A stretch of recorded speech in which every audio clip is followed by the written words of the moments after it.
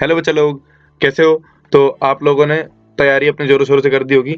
आपकी प्रैक्टिस को और बूस्ट अप करने के लिए हम जो गवर्नमेंट स्कूल का जो एग्जाम अभी हुआ था रिसेंटली, ठीक है, डीओई का जो एग्जाम हुआ था इवनिंग शिफ्ट में, ठीक है, उसका सॉल्यूशन आपके लिए लेके आ रहे हैं, जिसमें एमसीक्यू और असर्शन रीजन को कंबाइंड करते हुए हम यहाँ पर सॉल्यूशन बना रहे हैं। चलिए देखते हैं, स्टार्ट करते हैं क्वेश्चन को। क्वेश्चन नंबर फर्स्ट में क्या बोला हुआ है? Which of the following has single covalent bond. ठीक है, यानी कि सिंगल बॉन्ड जिसमें हो ना, केवल वो ही चुनना है। सिंगल बॉन्ड के अलावा किसी और के अंदर कोई और बॉन्ड हो वो कंबाइन नहीं करना। तो अब ध्यान से अगर मैं देखूं तो इसका ए पार्ट अगर देखूं तो इसमें कार्बन डाइऑक्साइड है, C double bond O double bond O, तो यानी कि यहाँ पर तो डबल बॉन्ड आ गया, ऑप्शन ए कट गया। ऑप्शन बी में आइए, नाइट्रोजन हाइड्रोजन हाइड्रोजन, कितने हाइड्रोजन है? 3। अब 3 हाइड्रोजन है, हाइड्रोजन के आउटर मोस्ट में कितने इलेक्ट्रॉन होते हैं?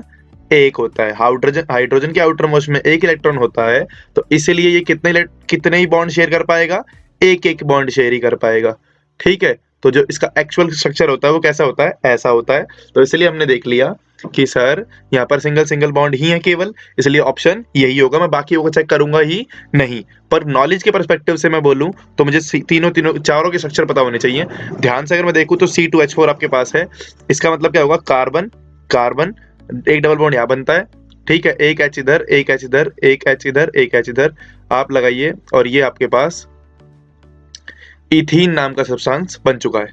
डी ऑप्शन में चलिए, ठीक है, HCHO, इसका एक कॉमन नेम होता है। कोई बच्चा मुझे बताए कमेंट्स में तो समझ में आया भाई क्या पढ़ रहे हैं।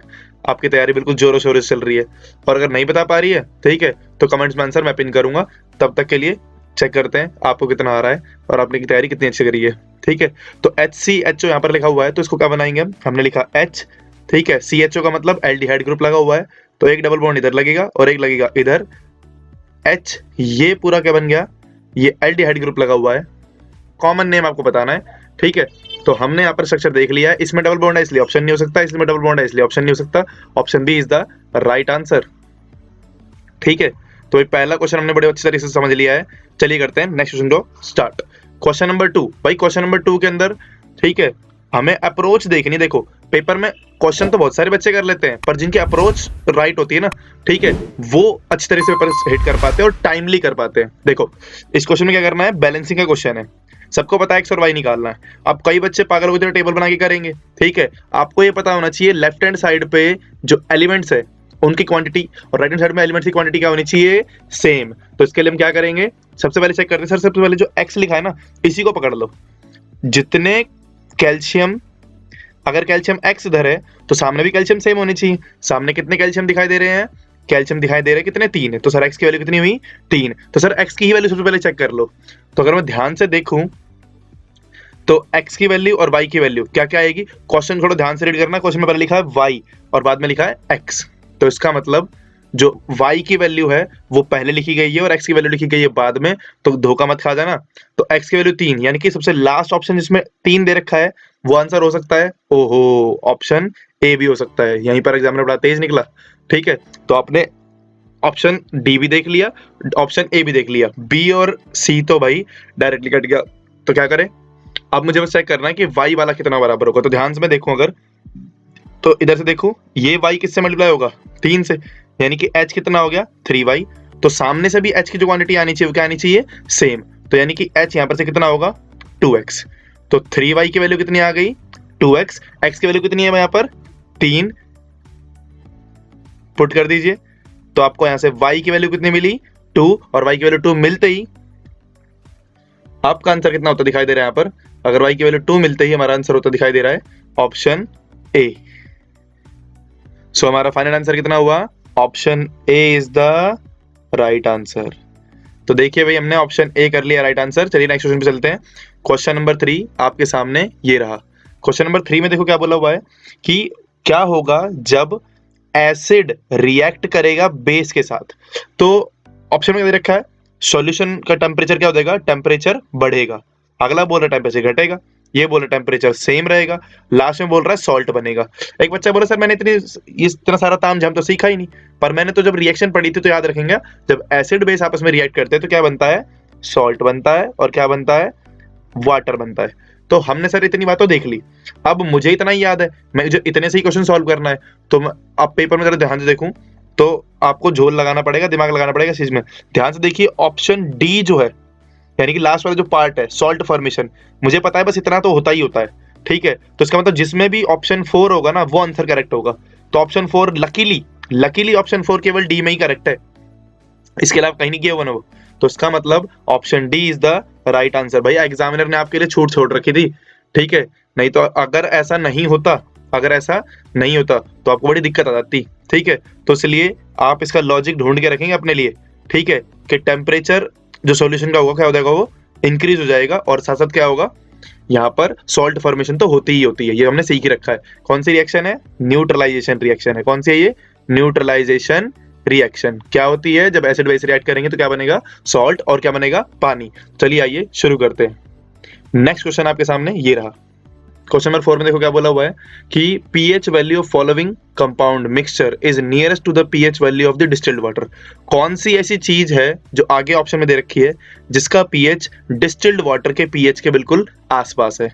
तो अगर मैं थोड़ा दिमाग लगाऊं तो ये HCl है, ये क्या है, एसिड है, तो 7 के बिल्कुल लेफ्ट मोस्ट में होगा, ठीक है। इस तरफ दुनिया वाले कौन से होते हैं, एसिड, इधर वाली दुनिया वाले कौन से होते हैं, बेस, ठीक है। तो अगर ध्यान से देखो तो एसिड होगा तो सबसे लेफ्ट में होगा, 7 के आसपास तो हो नहीं सकता, तो इसका मतलब ऑप्शन बी कट गया। लेमन जूस है, वो भी कहीं ना कहीं लेफ्ट में ही होता है, इसके आसपास ही होता है, ठीक है, तो ये भी कट गया। सर NaOH है, तो बेस है, बेस सबसे लास्ट में होगा, और मोर स्पेसिफिकली NaOH क्या होता है, सबसे ज्यादा स्ट्रॉन्ग बेस होता है, तो इसका मतलब सर ये तो सबसे लास्ट में ही पाएगा, इसका pH स्पेसिफिकली 14 होता है, तो सर ये तो कट ही गए हो, ठीक है, ये भी कट ही गए हो। तो 3 ऑप्शन हटा ही दिए हैं, तो ये जो ऑप्शन ए है वो करेक्ट होगा। और pH ब्लड का कितना होता है, ठीक है, कमेंट्स में अंदर लिखिए, आपकी तैयारी चेक हो जाएगी वहीं की वहीं। कमेंट्स में pH ऑफ द ब्लड लिख के बताइए भाई कितना आ रहा है, तब तो पता चला आप कुछ पढ़ भी रहे नहीं पढ़ रहे, ठीक है। तो रियलिटी चेकर भी हो जाएगा आपके लिए ये सॉल्यूशन की वीडियो अगर आप पूरी पूरी देख रहे हैं और पूरा इंडल्ज है इसके अंदर, इन्वॉल्व है, ठीक है, और आप इसके आंसर्स भी दे रहे हैं, तो इसका मतलब आपकी तैयारी भी, और आप तैयारी अच्छी तभी कर पाएंगे जब इन्वॉल्व होंगे। कोई भी काम करो उसमें इन्वॉल्व हो जाओ अच्छी तरह से, बिल्कुल। चलिए स्टार्ट करते हैं। नेक्स्ट क्वेश्चन आपके सामने ये रहा। अगर ऊपर से 5वां, 6ठा और 7वां क्वेश्चन में देखता पहली बारी में, तो मैं सबसे पहले 7वां क्वेश्चन अटेम्प्ट करता, क्योंकि अपना मेंटल पीस भी तो मेंटेन करना है पेपर में, ठीक है। 7वां क्वेश्चन देखो, electron dot structure of the molecule of the carbon dioxide.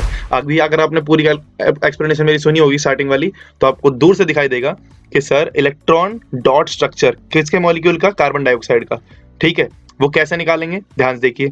Sir आपको पता है कार्बन के आउटर मोस्ट में कितने इलेक्ट्रॉन होते हैं सर, अगर बनाए तो आउटर मोस्ट में कितने होते हैं, 4। तो अगर मैं बी ऑप्शन को देखूं तो बी में तो कार्बन के आउटर मोस्ट में कितने दिखा रखे हैं, केवल 2 ही दिखा रखे हैं, ऐसा तो हो ही नहीं सकता, कट गया। अगले पे चलिए, ऑप्शन सी को भी ध्यान से देखो, मैं तो वही वाली सेम चीज कर रखी है इन्होंने, 2 इलेक्ट्रॉन्स दिखा रखे हैं, ये भी कट गया। तो इसका मतलब ऑप्शन ए और ऑप्शन डी, यही 2 बच गए, ठीक है सर। अच्छा अगर थोड़ा सा और दिमाग लगाऊं, ऑक्सीजन की तरफ भी चलिए। ऑक्सीजन के आउटर मोस्ट में कितने इलेक्ट्रॉन होते हैं सर, ऑक्सीजन के आउटर मोस्ट होते हैं कितने, 6 इलेक्ट्रॉन्स। तो सर इसका मतलब 6 ही दिखने चाहिए, इसका मतलब ऑप्शन डी को ध्यान से देखिए, उसमें ही 6 दिखाई दे रहे हैं।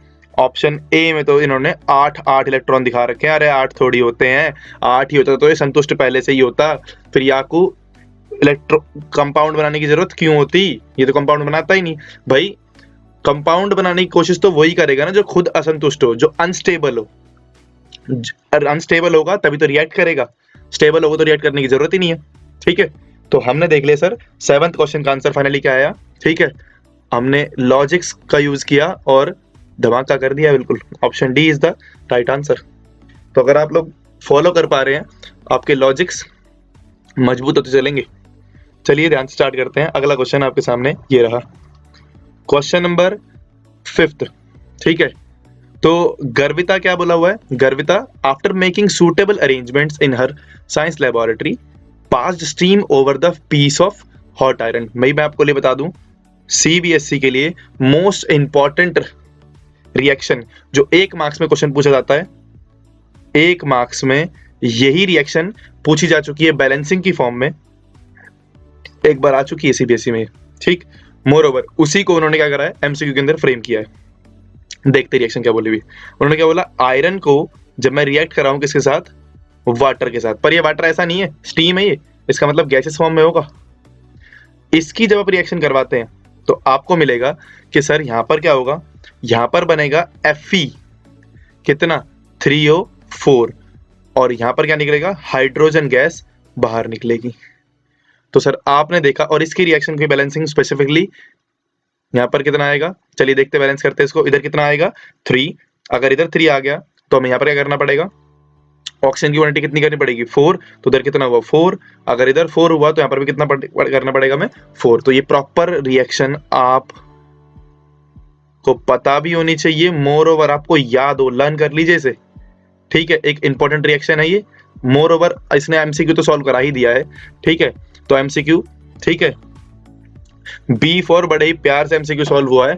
इसका जो ये रिएक्शन है रट्टा मार लीजिए भाई, पेपर में आने के आसार बहुत ज्यादा। आपके सामने अगला एमसीक्यू ये रहा। हम यहाँ पर एमसीक्यू को एमसीक्यू की तरह से सॉल्व नहीं कर रहे, हम उनके लॉजिक्स भी जान रहे हैं, कुछ ट्रिक्स भी जान रहे हैं, पेपर अटेम्प्टिंग स्ट्रेटेजी भी जान रहे हैं, इंपॉर्टेंट क्वेश्चन है वो भी जान रहे हैं। तो भाई जब इतनी सारी चीज जान ही रहे हैं, ठीक है, तो इसके लिए एक लाइक तो बनता है बॉस। और जो भी दिल में आए और अच्छा लगे, ठीक है, सजेशंस हो, कुछ भी हो, कमेंट्स करिए, ठीक है। हम आपके कमेंट्स का रिप्लाई जितना जल्दी हो सके उतना जल्दी देने की कोशिश कर रहे हैं। चलिए क्वेश्चन नंबर 6 को देखते हैं।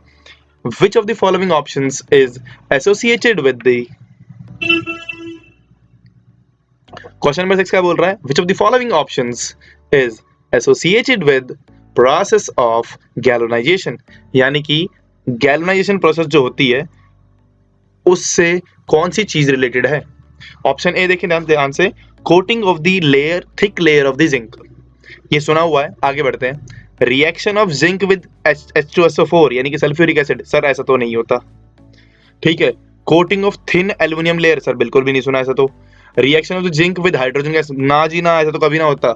ऑप्शन इकलौता ए ही है, क्योंकि इसमें क्या होता है, जिंक की लेयर की परत जमाते हैं ताकि क्या हो पाए, रस्टिंग ना हो पाए। तो यानी कि हमने ऑप्शन ए इसका कर लिया। और ये बहुत, जिस बच्चे ने गैल्वेनाइजेशन की डेफिनेशन पढ़ रखी है, ठीक है, वो कर देगा, जिसने नहीं पढ़ रखी तो वो अब वीडियो सुनने के बाद कर देगा, करना तो उसे है ही, ठीक है। चलिए देखते हैं क्वेश्चन नंबर 8, आपके सामने ये रहा। कुछ स्टेटमेंट बताई गई है किसके बारे में, इंसुलिन हार्मोन के बारे में कुछ स्टेटमेंट बताई गई है। फोकस आपको पूरे क्वेश्चन में किस पे करना है, रॉन्ग स्टेटमेंट पे, क्योंकि पेपर में क्या होता है ना, हम जल्दी जल्दी में है ना करेक्ट वाले ऑप्शन लगाए थे पेपर में और पूछा होता है उसने क्या, रॉन्ग वाला। तो ध्यान से देखेंगे, रॉन्ग के ऊपर फोकस रखेंगे और आगे बढ़ते हैं। इंसुलिन हार्मोन के बारे में पूछ रखा है, क्या वो कंट्रोल करता है ब्लड शुगर लेवल, हाँ कंट्रोल करता है, ठीक है। तो क्योंकि ये क्या हुआ, सही हुआ, ठीक है भाई। क्या वो हार्मोन है, हाँ वो हार्मोन भी है। तो हमें सही वाले तो नहीं करने ना, सही वाले तो पूछे ही नहीं है, ठीक है, आगे बढ़िए। It is secreted by liver, नहीं कभी सिक्रेट नहीं होता लिवर से। क्या ये मिक्स होता है बाइल जूस के अंदर, बिल्कुल भी नहीं। गलत कौन से हुए, सेकंड और 4 हुए। सेकंड और 4 कौन से और ऑप्शन में आ रहा है, ठीक है, डी। भाई अगर आपने रॉन्ग देख लिया, ठीक है, तो आपके लिए D4 धमाका है, आपने जीत लिया जंग का मैदान। पर अगर आपने रॉन्ग स्टेटमेंट नहीं देखी पेपर में, ठीक है, आपका हो जाना धप्पा पेपर में। तो कृपया कोशिश करें, try to focus on the wrong statement, जो ये वर्ड लिखा हुआ है ना, ये सबसे ज्यादा इंपॉर्टेंट है यहाँ पर। क्वेश्चन नंबर 9, भाई question number 9 straight forward NCERT की लाइनिंग से बना हुआ है, ठीक है। एनसीईआरटी के अंदर एक लाइन दे रखी है, 2 लाइन दे रखी है, उन लाइनों के ऊपर देखिए ध्यान से, वो लाइन आपके सामने लिख रहा हूं मैं, ये 2 लाइन है वो, ठीक है, ये दोनों लाइंस हैं जो एनसीईआरटी के अंदर दी गई है, ठीक है, न्यूट्रिशनल टॉपिक के अंदर, ठीक है। तो यहाँ पर क्या बोला हुआ है, the amount of the atmospheric nitrogen is 78%, ये हमने 9th क्लास में सीखा था और पहले भी बताता हूँ मैं, ठीक है। But plants are unable to utilise this nitrogen directly, plants directly इस नाइट्रोजन को ले नहीं पाते, ठीक है भाई। The source of the nitrogen for the terrestrial plants is, terrestrial plants जो है वो नाइट्रोजन किस तरीके से लेते हैं, इनऑर्गेनिक नाइट्रेट्स की फॉर्म में लेते हैं, नाइट्राइट्स की फॉर्म में लेते हैं, ऑर्गेनिक मैटर की फॉर्म में लेते हैं, या फिर सभी की फॉर्म में लेते हैं। तो हमें बाकी तीनों जो ऑप्शंस हैं, ठीक है, इन तीनों की फॉर्म में लेते हैं वो। तो ऑप्शन कौन सा हुआ, ऑप्शन हुआ डी, क्योंकि वो तीनों की फॉर्म में लेते हैं, तो इसलिए ऑप्शन क्या हो गया, डी। तो ऑप्शन डी हुआ। और ध्यान से देख लीजिए, एनसीईआरटी के अंदर भाई साहब ये लिखा हुआ है, तो आप ये नहीं कह सकते कि बोर्ड वाले बस क्वेश्चन कहीं से भी रैंडमली बना के दे देते हैं। एनसीईआरटी के अंदर स्पेसिफिकली लाइनिंग में लिखा हुआ है कि नाइट्रोजन एक एसेंशियल एलिमेंट है, जो हमने 6ठी क्लास में सीखा हुआ था, तो कि प्रोटीन बनाने में काम आता है वो नाइट्रोजन, ठीक है। अच्छा, और खास बात, ये लिया किस फॉर्म में जाता है, ऑर्गेनिक नाइट्रेट्स की फॉर्म में, नाइट्राइट्स की फॉर्म में, ठीक है। और कैसे लिया जाता है, ऑर्गेनिक कंपाउंड्स की फॉर्म में, ठीक है। और बनाया किससे जाता है? बैक्टीरिया से, वो भी किससे? ठीक है, एटमॉस्फेरिक नाइट्रोजन का यूज करके। ठीक है, तो आपने ये सारी चीजें देख ली हैं और ये क्वेश्चन बिल्कुल एग्जैक्ट और बहुत अच्छा क्वेश्चन है। इसके ऊपर थियोरेटिकल क्वेश्चन भी पूछा जा सकता है, तो इसको फोकस रखेंगे, ये इंपॉर्टेंट चीज है, पूरा पूरा पैराग्राफ इंपॉर्टेंट है ये। ठीक है, इसको लर्न कर लेना। चलिए अगले क्वेश्चन चलते हैं, आपके सामने ये रहा क्वेश्चन नंबर 10। क्या बोला हुआ है? Often animals require pumping organs to transport the blood to different parts of the body. ठीक है, तो वो बोलना है कि कौन सा पेयर ऐसा है जो करेक्ट है, इस इंफॉर्मेशन के अकॉर्डिंग कौन सा पेयर है जो करेक्ट है। क्या पूछा हुआ है? करेक्ट पेयर पूछा हुआ है इस इंफॉर्मेशन के अकॉर्डिंग। तो पहला उसने बोला है काउ। काउ 3 चैम्बर्ड हार्ट है। ठीक है, काउ क्योंकि मैमल है, मैमल का तो नहीं होना चाहिए। ठीक है, आगे बढ़ते हैं। फिश के अंदर 2 चैम्बर्ड हार्ट होता है, ये हमें पहले पढ़ रखा है हमने। ह्यूमंस यानी कि वी पीपल, मैन, विमेन, सारी चीजें। तो इसमें क्या आ गया? ह्यूमंस के अंदर 4 चैम्बर्ड होता ही होता है। फ्रॉग के अंदर 3 चैम्बर्ड होता है। ठीक है, ये तीनों के तीनों फैक्ट हमने पढ़े हुए हैं पहले से ही। ठीक है, और काउ के बारे में नहीं पढ़ा हुआ था। और ऑप्शन बी क्या कह रहा है? ऑप्शन बी यही कह रहा है कि भाई सेकंड, थर्ड और 4 ये इसके अंदर आ गया। और काउ क्योंकि मैमल्स है, ठीक है, तो उसके अंदर मोस्ट प्रोबेबली क्या होना चाहिए? 4 चैम्बर्ड हार्ट होना चाहिए। तो इसका मतलब ये वाला ऑप्शन तो भाई गलत हो गया। तो option B is the right answer. ध्यान से फॉलो करें, एनसीईआरटी बुक के अंदर से ही कंटेंट बनाना है एग्जामिनर को। तो इन्हीं वर्ड्स को, इन्हीं को ही मॉडरेट करके चेंज करके वो क्वेश्चंस बनाएगा, चाहे वो असर्शन रीजन हो, चाहे वो एमसीक्यू हो, चाहे वो थियोरेटिकल हो। ठीक है, आपको स्टिक रहना अपने जो फैक्ट्स जो आपने पढ़े हुए हैं उनके ऊपर। तो चलिए चलते हैं, नेक्स्ट क्वेश्चन आपके सामने ये रहा। क्वेश्चन में क्या पूछा हुआ है? Which type of the movement और movements are shown by the plants. Plant कौन कौन से मूवमेंट दिखाते हैं? ठीक है, ग्रोथ के ऊपर इंडिपेंडेंट वाले या ग्रोथ के ऊपर डिपेंडेंट वाले, ठीक है, या फिर दोनों के दोनों दिखाते हैं। ठीक है, तो ग्रोथ के ऊपर डिपेंडेंट, ग्रोथ के ऊपर इंडिपेंडेंट, या फिर दोनों के दोनों। ठीक है, तो हमने पहले भी पढ़ा हुआ है। ठीक है, जब हमने मूवमेंट्स वाला टॉपिक पढ़ना स्टार्ट किया था, मूवमेंट्स इन प्लांट, ठीक है, तो हमने दोनों चीज पढ़ी थी। ट्रॉपिक मूवमेंट भी पढ़ा था और नास्टिक मूवमेंट भी पढ़ा था। ठीक है, ट्रॉपिक मूवमेंट, नास्टिक मूवमेंट किसके बारे में बता रहा होता है? ग्रोथ के ऊपर डिपेंडेंट और ग्रोथ के ऊपर इंडिपेंडेंट, यही सारी चीजें होती हैं। ठीक है, तो ट्रॉपिक मूवमेंट क्या होता है? ग्रोथ के ऊपर डिपेंड करता है। ठीक है, नास्टिक मूवमेंट में ग्रोथ के ऊपर इंडिपेंडेंट होता है, ग्रोथ के ऊपर डिपेंड नहीं करता। तो इसका मतलब option C is the right answer. ये हमने चैप्टर में सामने पढ़ा हुआ भाई, तो रिकैप करते रहे सारी चीजें। भाई आ गई हमारी फिजिक्स, ठीक है, जो देखिए दिक्कत जीवन में सबसे ज्यादा, ठीक है, पर सारी दिक्कतों को बना दे आसान। ठीक है, तभी तो हम आपके साथ हैं। चलिए देखते हैं क्वेश्चन नंबर 12। ये क्या बोला हुआ है? Refractive index of the substance x is 1.5। तो देखो रिफ्रैक्टिव इंडेक्स की प्रॉब्लम, तो रिफ्रैक्टिव इंडेक्स किसी मीडियम x का कितना दिया है? 1.5 दिया है। क्या बोला हुआ है? स्पीड ऑफ लाइट के हिसाब से बताइए। तो हमने सिंपल सी बात एक पढ़ी हुई है, कभी भी रिफ्रैक्टिव इंडेक्स बोले वो, ठीक है, तो उसका मतलब होता है speed of light in air by speed of light in medium. जिस मीडियम की बात चल रही है उसमें स्पीड ऑफ लाइट, क्योंकि x की बात चल रही थी तो इसलिए ऐसे लिख दिया। स्पीड ऑफ लाइट की वैल्यू कितनी होती है? 3 × 10⁸ मीटर पर सेकंड। तो vx कितना आया? 1.5। 1.5 से 3 कटी गए हो, कितने पे गया? 2 पे। तो ऐसा आंसर कितना आएगा? vx का क्रॉस मल्टीप्लाई करेंगे तो कितना आंसर आएगा? 2 × 10⁸ मीटर पर सेकंड। तो ऑप्शन कौन सा भाई? बी हो नहीं सकता क्योंकि इसमें 6 पावर है। ठीक है, बाकी ए और सी डायरेक्टली कट गया। Option D is the right answer. ठीक है, तो ढोल ताशे नगाड़े बजाइए। ठीक है, आपने 12वें क्वेश्चन के ऊपर विजय पा ली है। चलिए चलते हैं, अगला क्वेश्चन आपके सामने ये रहा। Mankind only sustain by sexual reproduction. जो ह्यूमन बींग्स होते हैं, ठीक है, वो सेक्सुअल रिप्रोडक्शन से ही आगे सस्टेन कर पाते हैं, सर्वाइव कर पाते हैं। ठीक है, the number of the pairs of the sex chromosomes in the zygote of the human. Human के जाइगोट के अंदर कितने सेक्स क्रोमोसोम्स होते हैं ये हमें बताना है। ठीक है, तो ह्यूमन का जाइगोट जो है, ठीक है, तो उसमें कितने पेयर्स होते हैं सेक्स क्रोमोसोम के? तो देखो, स्पर्म और एग सेल जब मिलते हैं तब क्या बनता है? जाइगोट। तो इनडायरेक्टली यही जब डेवलप होता है तो क्या बनता है? ठीक है, यही बनता है बेबी। तो आपको पता है कि अब जो ये जाइगोट है ये इनडायरेक्टली कन्वर्ट किसमें होना है? बेबी में। तो इसके पास वही स्ट्रक्चर होगा सेम जो एक ह्यूमन बींग्स के पास होता है। और ह्यूमन बींग्स के पास क्या होता है कि सर उसके पास क्रोमोसोम्स तो होते हैं, पर कितने पेयर होते हैं? 23 पेयर्स होते हैं। इन 23 में से 22 होते हैं ऑटोसोम्स, ठीक है, और ये जो एक पेयर होता है किसका? सेक्स क्रोमोसोम का कितने पेयर होता है? एक पेयर। तो जाइगोट के पास कितने पेयर पाएगा? एक पेयर पाएगा। किसका पेयर? सेक्स क्रोमोसोम्स का। तो क्वेश्चन में क्या पूछा हुआ है? सेक्स क्रोमोसोम का कितने पेयर जाइगोट के पास मिलेंगे? तो सिंपल सी बात है, एक ही मिलना है। ठीक है, तो option A is the right answer.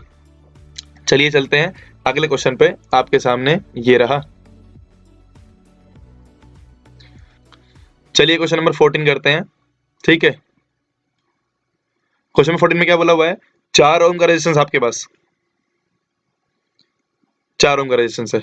कितने और रेजिस्टेंस ऐसे लाए जाएं ताकि टोटल रेजिस्टेंस, ठीक है, रेजिस्टेंस टोटल कितना हो जाए?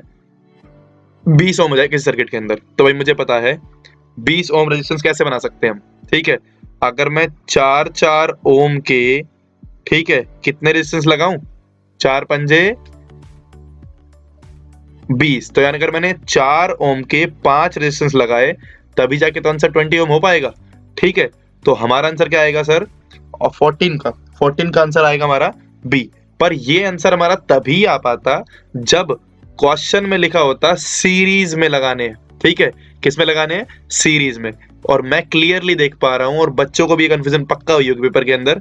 तो रेजिस्टेंस जो दे रखे हैं हमारे पास 4 ओम के ही दे रखे हैं। ठीक है, how many such resistances will be required, ठीक है, to obtain a total resistance of 20 ohm in the circuit। और स्पेसिफिकली सर सीरीज की बात तो एक बार करनी ही पड़ेगी, क्योंकि अगर सीरीज नहीं होता, ठीक है, तो आप इन्हीं 4 ओम रेजिस्टेंस को बिना सीरीज के 20 तो डायरेक्टली ला भी नहीं पाएंगे, तो दिक्कत हो जाएगी। तो इसलिए सीरीज मेंशन होना जरूरी था। तो थोड़ी सी एम्बिग्यूटी मुझे लगी, अदरवाइज तो क्वेश्चन थोड़ा बहुत फाइन है ही है। Let's move to the next question, question number 15 on your screens right now. क्वेश्चन में बोला हुआ है वो डिवाइस बताइए जो potential difference across the conductor maintain करता हो। किसी कंडक्टर के दोनों तरफ पोटेंशियल डिफरेंस अगर मेंटेन करना है तो क्या यूज करना पड़ेगा? सर ऑप्शन ए, दूर से दिखाई दे रहा है सर बैटरी ही आंसर होता है, पर यहाँ पर एलिमिनेटर वर्ड लिखा हुआ है तो थोड़ा अजीब सा लग रहा है, इसलिए बाकी ऑप्शन चेक कर लेते हैं। ठीक है, हमें सोचना भी ऐसे जैसे हमने फैक्ट सीखे हैं ना, उन्हीं तरीके से सोचना पड़ेगा बच्चों की तरह। ठीक है, पेपर में आप ये नहीं सोच सकते कि डायरेक्टली आपके दिमाग में आंसर आके चिपक जाएगा, ऐसा कुछ ना होता। ठीक है, ऑप्शन बी में देखा एमीटर, एमीटर तो करंट को नापने के लिए यूज किया जाता है, तो ये कट गया। रियोस्टेट रेजिस्टेंस को बढ़ाने घटाने के लिए यूज किया जाता है, तो ये भी कट गया। वोल्ट मीटर पोटेंशियल डिफरेंस को नापने के लिए यूज किया जाता है, ना कि मेंटेन करने के लिए, तो यहां पर ये ऑप्शन भी कट गया। तो ऑप्शन ए ही सूटेबल लग रहा है बाकी के कंपैरिजन में, तो इसलिए ऑप्शन ए लगा के आगे बढ़ते हैं। तो चलिए देखते हैं क्वेश्चन नंबर 16। ठीक है, choose the correct representation of the magnetic field. हमने मैग्नेटिक फील्ड की भी एक वीडियो बनाई थी असर्शन रीजन की, तो अगर आपने अब तक वो वीडियो नहीं देखी है असर्शन रीजन की, तो आई बटन में आपको उसका लिंक मिल जाएगा। ठीक है, और हमारी पूरी सीरीज है, उस सीरीज को आप देखिए, आपको बहुत हेल्प मिलेगी। ठीक है, क्वेश्चन को कैसे डील करना होता है। ठीक है, चलिए देखते हैं अगला क्वेश्चन, क्वेश्चन नंबर 16 देखते हैं। Choose the correct representation of the magnetic field between 2 bar magnets of the following options. ठीक है, तो हमें अब बोला हुआ है, चेक करते हैं। तो हमने अगर चीज सीखी हुई है ना कि लाइक पोल जो होते हैं वो, लाइक पोल जो है वो रिपेल करते हैं, अपोजिट पोल क्या करते हैं? अट्रैक्ट करते हैं, बचपन में सीखा हुआ है। ठीक है, पर इस क्वेश्चन को अगर ध्यान से देखें तो हमने एक चीज सीखी हुई है कि सर बार मैग्नेट की एक प्रॉपर्टी होती है। देखिए भाई, ये काइंड ऑफ बार मैग्नेट हो गया, तो ये क्या होगा? नॉर्थ, ये क्या होगा? साउथ। बार मैग्नेट की खासियत क्या होती है सर? ऐसे लूप्स बनते हैं यहाँ पर। इसमें खास बात क्या होती है? नॉर्थ से निकलती है साउथ में जाती है, नॉर्थ से निकलेगी साउथ में जाएगी। तो याद रखना इधर से नॉर्थ से निकलती हुई होनी चाहिए, साउथ के अंदर एंट्री लेती हुई होनी चाहिए, तो वो ही मैग्नेटिक फील्ड लाइन सही होगी। ठीक है, तो देखते हैं क्वेश्चन में क्या बोला हुआ है। करेक्ट रिप्रेजेंटेशन देखनी है मैग्नेटिक फील्ड की। ठीक है, तो करेक्ट रिप्रेजेंटेशन कौन सी होगी मैग्नेटिक फील्ड की? पहले वाले ऑप्शन में देखो। ठीक है, तो नॉर्थ से निकल रही है, नॉर्थ में ही जा रही है। ठीक है, नॉर्थ से निकल रही है, नॉर्थ में जा रही है। ठीक है, तो सर ये तो करेक्ट होने से रही, क्योंकि नॉर्थ से निकलेगी नॉर्थ में जाएगी, नहीं, नॉर्थ से निकलती है साउथ में जाती है, तो पहला ऑप्शन तो कट हो गया।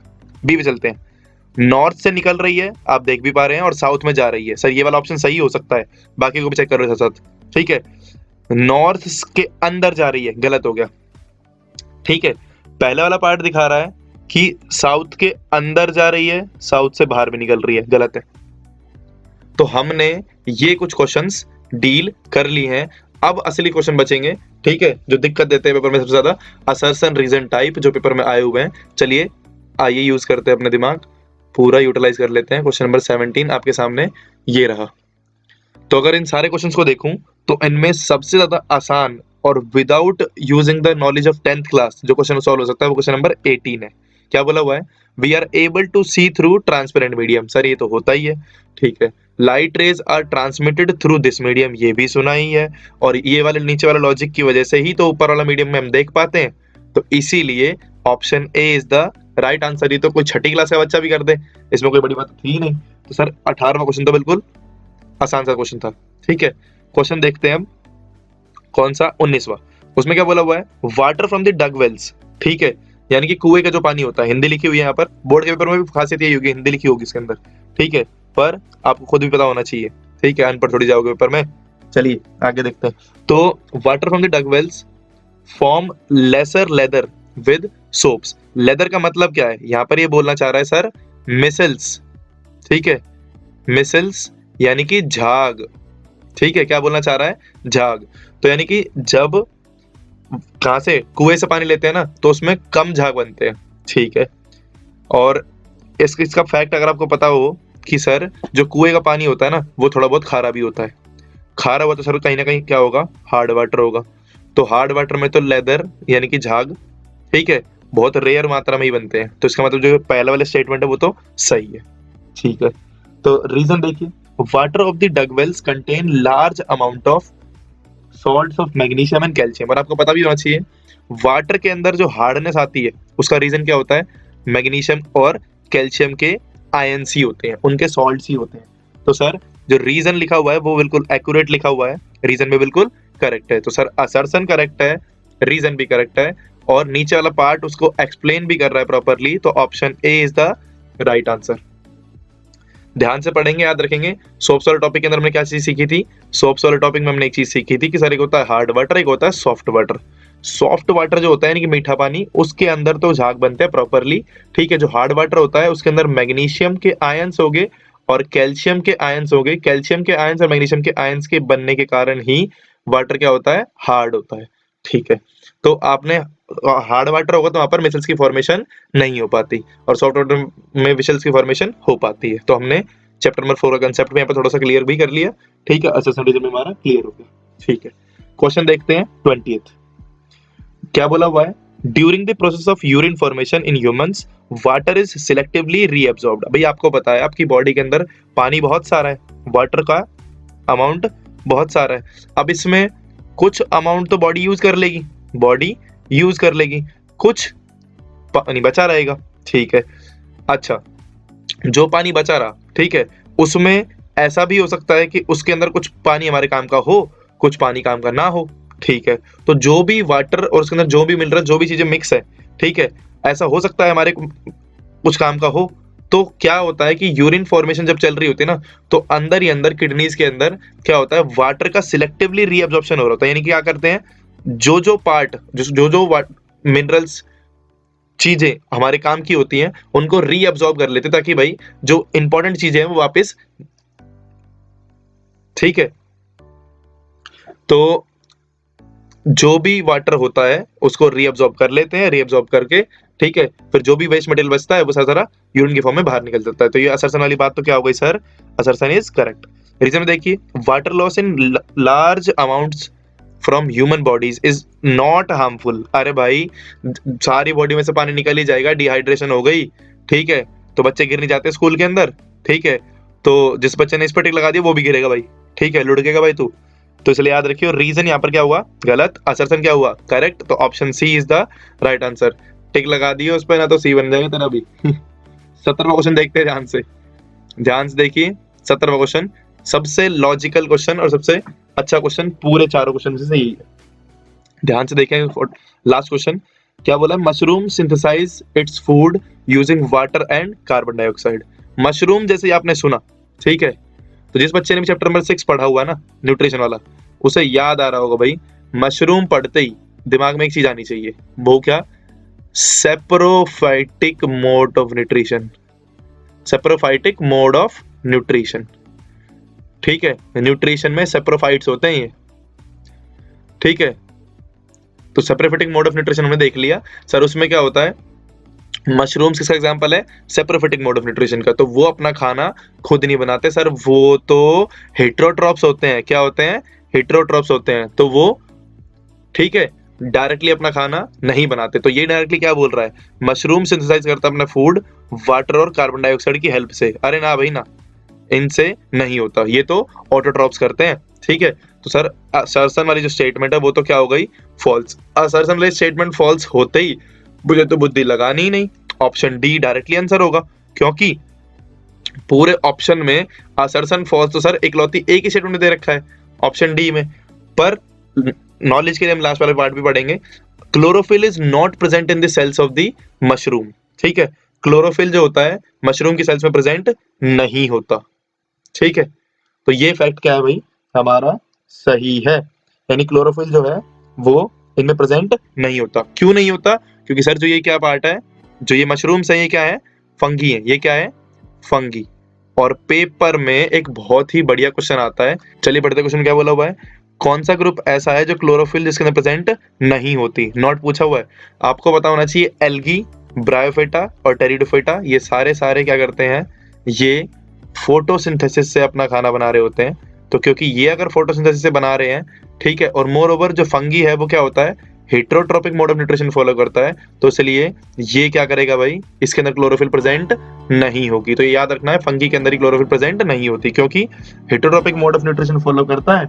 ठीक है, जैसे कि सेप्रोफिटिक मोड ऑफ न्यूट्रिशन वाले भी फॉलो करते हैं, जैसे कि पैरासिटिक मोड ऑफ न्यूट्रिशन वाले भी फॉलो करते हैं। तो आपको याद रखना है, क्वेश्चन बड़ा इंपॉर्टेंट क्वेश्चन है। ठीक है, तो ऐसे ही बने रहेंगे और आपके जो भी वैल्यूएबल कमेंट्स हो कमेंट्स में डालें और हमारे चैनल को सब्सक्राइब करके रखें, ताकि आपको सारी फ्यूचर मैनुअल वीडियोस है उनका नोटिफिकेशन मिलता रहे। तो चलिए मिलते हैं आपसे बच्चों नेक्स्ट वीडियो में।